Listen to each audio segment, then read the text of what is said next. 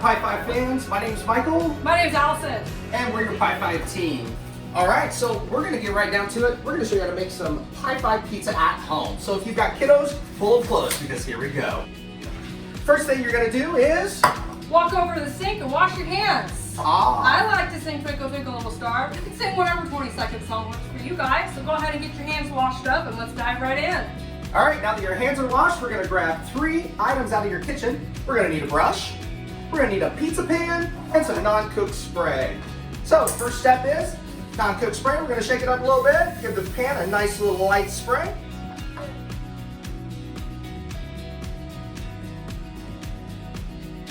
And we're going to go ahead and dock this pizza about 20 times, guys. So make sure we are counting here. 20. There we go. So choose your sauce. Give me a little sauce action there. Start in the center. We're going to spread that all the way around with our brush.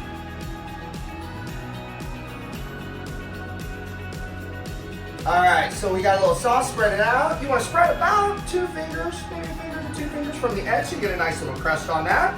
Next up is the cheese. Alright, guys. Dump it in your hands over the pizza. And you're going to sprinkle it. Just a little sprinkle. Sprinkle that mozzarella nice and evenly around the pie.